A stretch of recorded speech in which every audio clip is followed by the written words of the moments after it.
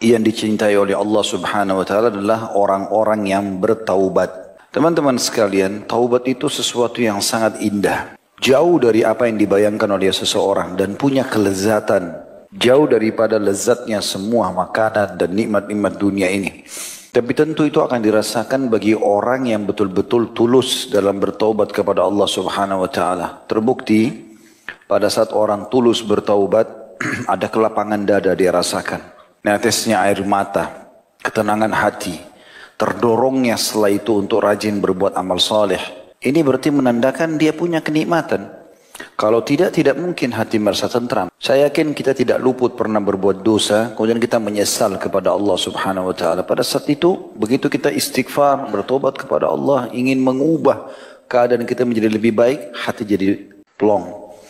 Dari kita jadi lapang, air mata kita menetes. Ucapan tutur kata kita cuma beristighfar dan bertobat kepada Allah Subhanahu wa taala, memuji dan menyanjungnya, takut dari neraka, berharap surga. Begitu juga dengan kita jadi lebih rajin beribadah setelahnya, lebih semangat dan merasa benci dengan perbuatan-perbuatan kesalahan tersebut. Itu hanya akan berubah kalau seseorang memang berusaha untuk mengubahnya. Misalnya dia kembali lagi membuka pintu-pintu kemaksiatan, syaitan berhasil lagi mengelabui dan menguasai dia, barulah perasaan itu hilang. Tapi selama dia tidak melakukan itu, artinya tetap dia istiqomah dengan taubatnya. Setelah bertobat ini dia tidak mau mengenang lagi masa lalunya yang dia tahu adalah sekarang ke depan dengan amal soleh. Maka kita temukan orang itu paling lapang dadanya, bercahaya wajahnya. Saya bertemu dengan banyak ikhwah di pengajian. Saya tahu masa lalu mereka seperti apa. Sangat kelam. Baik mereka ceritakan atau memang tersebar di medsos. Tapi Masya Allah, Tabarakallah, setelah ketemu, saya sering tanya, bagaimana akhi perasaannya? Dada lapang Ustaz. Walaupun pendapatan lebih sedikit, tapi hati tenang karena halal.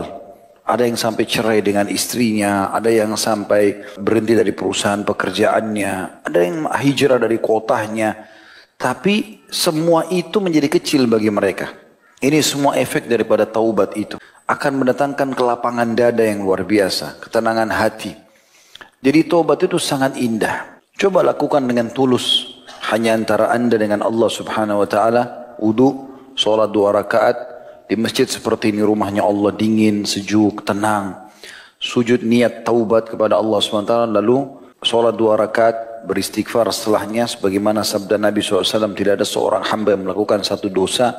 Kemudian dia berwudu, bersuci dengan sempurna. Lalu dia sholat 2 rakaat dengan sempurna. Dia berikan hak ruku, sujud, i'tidal sampai salamnya.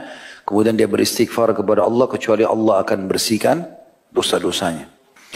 Setelah itu, tugas kita cuma tinggal istiqomah. Kalau ada teman-teman yang bertanya, Ustaz, setelah kami coba taubat, luruskan niat-niat kami, apa yang harus kami lakukan? Jawaban saya sesuai dengan firman Allah Subhanahu wa taala, A'udzu billahi minasyaitonir rajim, wa'bud rabbaka hatta ya'tiyakal yakin. Sembah Tuhanmu sampai datang kepadamu kebenaran atau kematian. Saya subhanallah, komitmen setelah saya komitmen saya harus ngajar nih, luangin waktu untuk ibadah. Karena kalau tidak dilowongkan maka kapan kita akan terjun dan jerumuskan diri kita dalam agama ini. Terus saya paksakan diri dalam masalah ibadah. Saat itu pernah saya duduk subhanallah di satu, saya lupa waktu itu di sebuah tempat, ada tulisan di dinding, firman Allah Subhanahu wa taala, mata saya terlihat ke ayat itu. Saya kayak terenguh, tersenjuh tadi ayat yang saya baca itu. Wa'bud rabbaka hatta ya'tiyakal yakin. Sembahlah Tuhanmu sampai datang kepadamu kematian. Saya menarik itu ke diri saya sendiri. Seakan-akan ada pesan ilahi, kalau sekarang tinggal kamu luruskan saja ini, istiqomah dalam kebaikan ini, ngajarkan agama, kau juga praktikin, sampai kau mati selesai. Itu yang diharapkan. Maka ini yang kita lakukan setelah kita mendapatkan manfaat tersebut. Mahal teman-teman sekalian taubat itu. Kata sebagian ulama, kalau seandainya seseorang hamba dimudahkan oleh Allah untuk beristighfar dan taubat, berarti Allah inginkan kebaikan untuk dia. Karena Allah gembira dengan taubatnya. Kan begitu dijelaskan dalam sebuah hadis yang sering kita sebutkan, hadis Bukhari. Kata Nabi SAW, sesungguhnya Allah lebih gembira, asyaddu faraha. Kalimat asyad dalam bahasa Arab jauh lebih gembira daripada seseorang dengan taubat hambanya, daripada seseorang di antara kalian yang pergi ke padang pasir yang tidak bertuan, Dia membawa seluruh bekalnya di atas tunggangannya, kemudian dia tidur di bawah sebuah pohon. Setelah itu, dia bangun, ternyata tunggangannya hilang bersama bekalnya.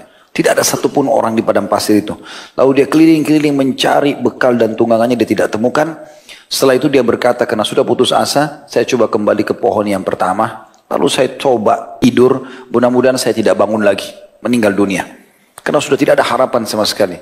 Maka pada saat dia terbangun dari tidurnya, tiba-tiba dia melihat di depan matanya tunggangannya dan berikut bekal-bekalnya. Bagaimana gembiranya orang ini karena dia bisa melanjutkan kehidupan dia karena sudah ada tunggangan yang bisa menyelamatkan dia dan bekal makanan yang juga bisa memenuhi kebutuhannya. Allah lebih gembira dengan tobat hambanya daripada itu semua. Kita nggak mungkin luput dari dosa. Tapi sebaik-baik orang yang berbuat salah adalah yang bertaubat. Makanya Nabi SAW mengatakan semua anak Adam khata'. Kullu ibna Adam khata'un. Semua anak Adam pasti buat dosa, buat kesalahan.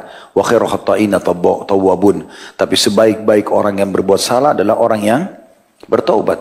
Orang yang kembali ke jalan Allah Subhanahu wa taala. Tentu juga taubat artinya meninggalkan, tidak akan kembali lagi. Itu makna taubat, gitu kan? Kita usahakan agar semaksimal mungkin tidak kembali lagi. Tapi rahmat Allah luas. Ada seorang sahabat pernah berkata begini, ya Rasulullah, kalau saya berbuat dosa, apa yang harus saya lakukan? Kata Nabi SAW, taubat. Lalu dia bilang, kalau saya ulangi lagi. Satu waktu, entah kapan saya tergoda lagi. Kata Nabi SAW, taubatlah lagi. Kalau saya ulangi lagi ya Rasulullah. Satu waktu entah kapan saya buat lagi. Taubat.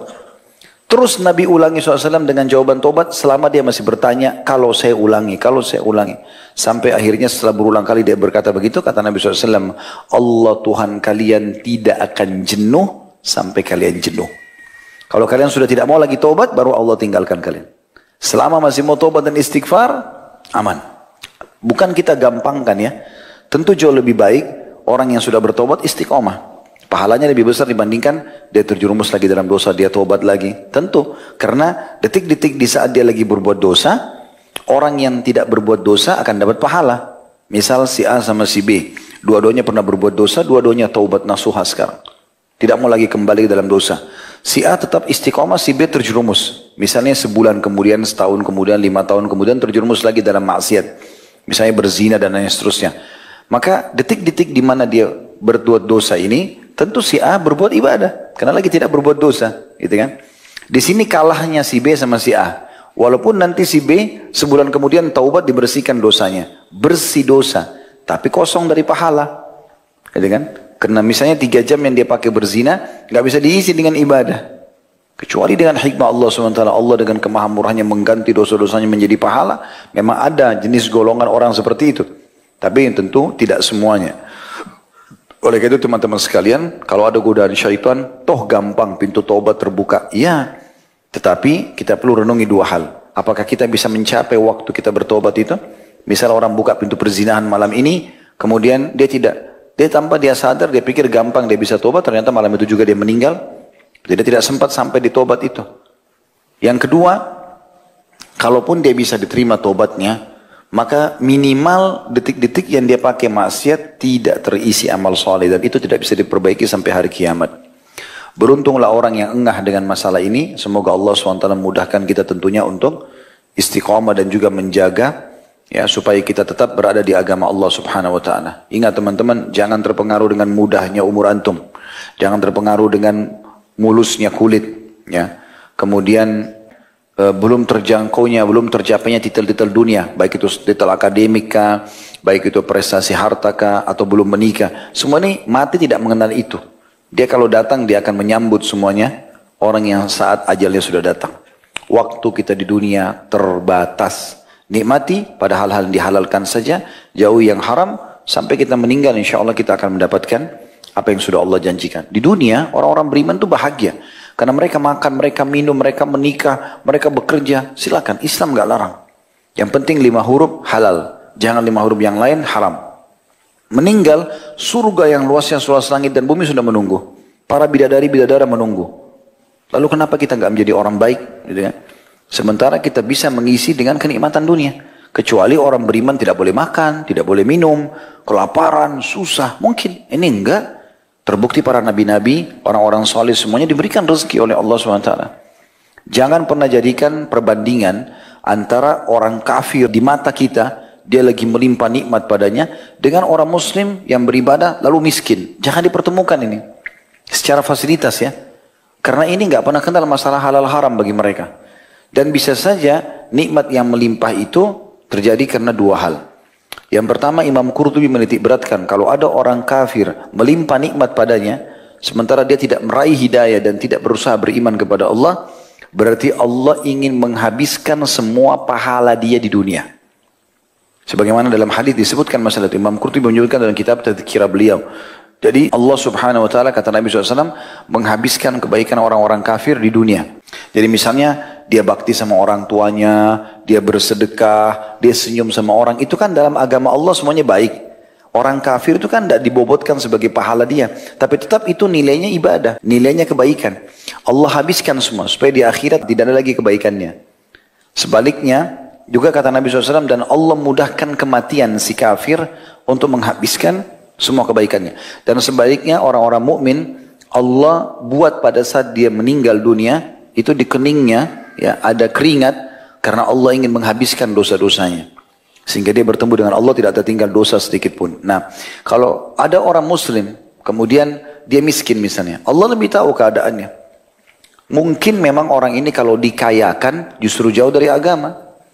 Mungkin dengan keadaan itu dia bisa istiqomah. Banyak orang miskin teman-teman sekalian, dengan gubuk dia tinggal, dengan pakaian cuma berapa lembar, ternyata rajin ke masjid. Ibadah. Belum tentu kalau orang ini dikasih rumah di Menteng oleh Allah, mobilnya Alphard dia mau ibadah, belum tentu. Terbukti banyak orang tadinya istiqomah, betul dikasih fasilitas, kurang ibadahnya. Allah lebih tahu. Makanya dalam sebuah hadis sejalan dengan ini, sabda Nabi SAW, Allah berfirman, kepada para malaikat pembagi rezeki, lapangkan rezekinya hambaku si fulan, karena kalau lapangkan, dia akan makin dekat kepadaku. Dan sempitkan rezekinya si fulan, karena kalau kau luaskan rezeki, dia akan jauh dari aku. Maka itu bentuk kasih sayang Allah SWT. Tapi kalau antum bisa mempertemukan antara istiqomahnya dalam agama, pada saat kita lagi susah dan pada saat kita lagi senang, Allah akan bukakan rezeki yang tidak bisa dibayangkan. Yang sangat luas. Ya, Allah SWT akan bukakan pintu-pintu rezeki, pintu bisnis, pintu nama baik, pintu semuanya. Asal kita bisa menjaganya. Tapi kapan kita tidak bisa menjaga justru membuat kita lalai. Ya semoga Allah SWT bisa pertahankan. Tapi kalau umumnya Allah SWT angkat nikmat itu. Seperti itu kurang lebih gambarannya.